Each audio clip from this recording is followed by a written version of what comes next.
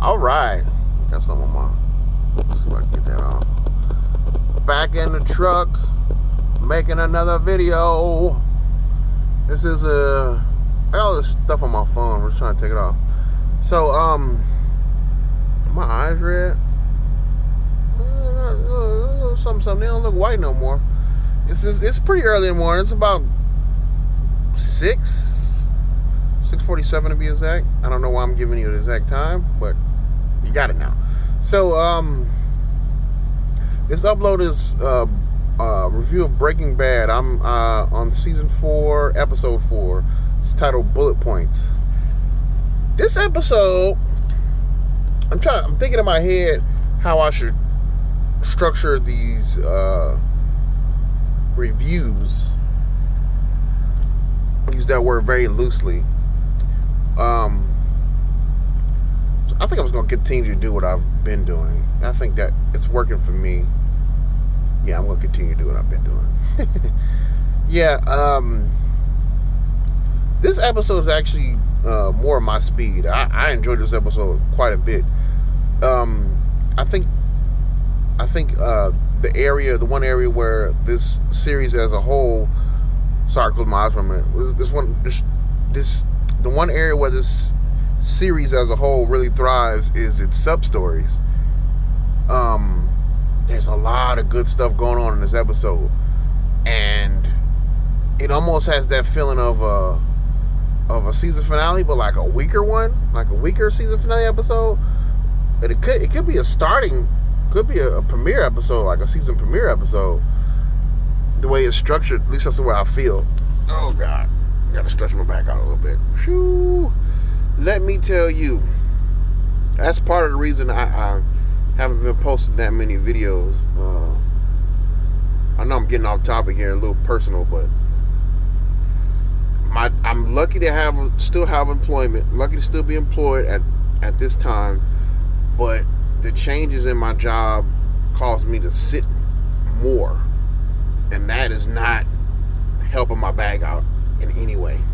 So I'm stretching now, trying to get out more and just be active. But the thing is, when you have to do it, like when it's all up to you, it's a little bit harder for me. Because before it was like, oh, I'm at one of my stops. I need to get out. I need to go take the load out. No big deal. And I'm getting my exercise right there without even thinking about it.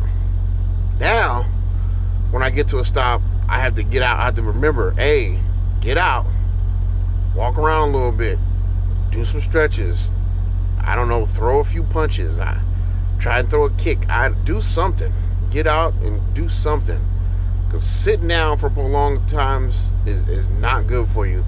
I can attest to that. But anyway, back to this episode. So like I was saying, it's more of my speed, not necessarily because of the sub-stories, but the way it's structured, the way everything feeds in together. So in this episode, you're going to see pretty much all the characters. You're going to see Pinkman, you're going to see Mr. White, Mrs. White, the in-laws.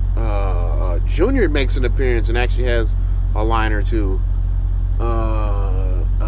Damn, what's his name? The Hitman. I guess I need to figure out the character's name, but I'm just assuming he takes that role. He's like a fixer or hitman type position in the series. I don't know his name. I should find out his name. But anyway, I think I want to start with Pinkman. Pinkman's character is the character Pinkman is pretty much feeling how I feel right now. I just don't care. Not to the extent that this character is, of course, but he doesn't care. He's like, hey, the worst thing that can happen is they kill me, and I don't care. Which is it's a pretty. It comes from a lot of pain to be in a position like that, I think. But he's still got all these people in the house just chilling. Somebody robbed him. He didn't even care. It's like $78,000. To a normal person, that is a lot of money. But to him, he's got a couple million, so he's like, whatever, I just go get some more. It doesn't really matter to me. At a certain point, it is the principle. But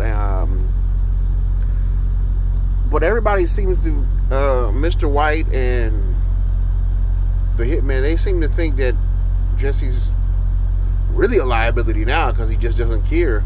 So that's the end of the episode is Pinkman and this guy driving somewhere and you don't know where they're going. Kind of like that's why I say it kind of has that premiere or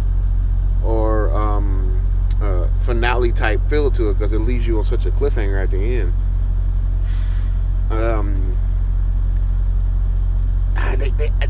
You know what? This is actually. I'm just thinking. This is actually one of the moments that what is, like a kink in the armor is the phrase, or a weakness has been shown in their writing ability, because in this episode I don't think they did the best job of building up this character's emotion during this episode. They relied on his clothing. He's wearing all black, so that must mean he's feeling like death. Come on, that's lazy. That's laziness. It doesn't aid the character, I don't think, in this particular episode. Maybe I'm wrong. So let's go on to the in-laws. Now the in-laws only come into play because of Mrs. White's actions. She is on point. Now I don't know what's going on. I think I said this in the last review. I've been on some type of roller coaster with her. Like, I don't like her, I like her, then I respect her. Now I just I wish I could find somebody like her in real life, because she is crossing all the T's and dotting all the I's in this situation. She's trying to make this move as smoothly as possible, which I am so interested to see where this goes. She's trying to make a believable backstory. She's trying to make a believable backstory in order to hold up this story that Mr. White is a gambler, and not, of course, not manufacturing large quantities of drugs. And she's written a whole, put this right here, she's written a whole script, and she's rehearsing with Mr. White.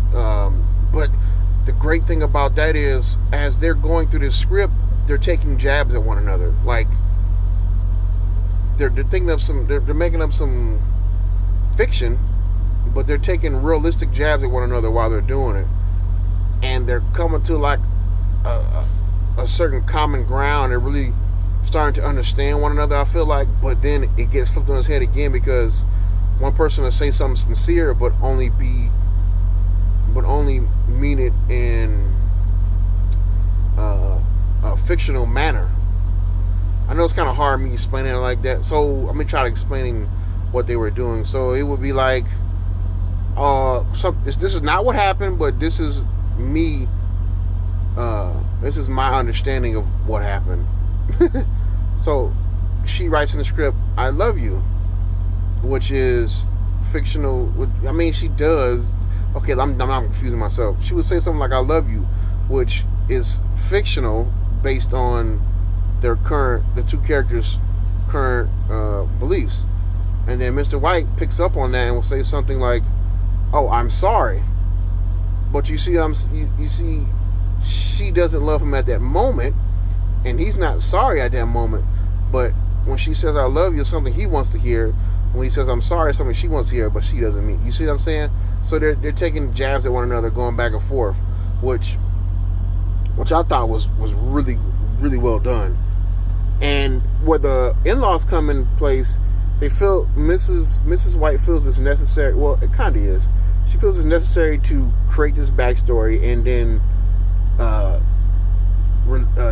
tell the backstory to the in-laws, so they won't make any suspicions, because they're spending like $800 and something thousand which is basically the price of a house, a really nice house, on this new car wash. I'm about to fuck that truck up. On a new car wash. Right? I got it in there. Good work, man. So I'm looking at this guy. He's bagging up beside me. Should I show it? Let me see. I don't think I can switch this around. Can I switch this around? Let me see.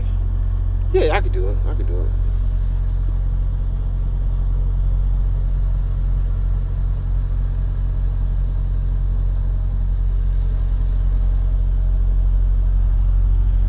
I mean, I'm not the best driver, but you still can't let nobody hit your vehicle. But anyway, where was I at? Yeah, the back and forth, the jabs that were being thrown between those two, I think was really good. Okay, I went over Pinkman. I went over the in-laws. Yeah, the in-laws only come in because of that, and Hank does a good job. Oh, and the tie-in is the guy who was shot by Pinkman. Like coincidentally, Hank, the brother-in-law, gets that case, and he's looking over it, and the guy has taken detailed notes of everything that's went on in the lab, and they found his notebook inside his house, of course, and it's everything. So it's hitting really close to home for Mr. White, and that's what's got him all frazzled in the first place about Pinkman. And I'm just like, what's gonna happen next? I'm very interested to see what's happening next. Very interested.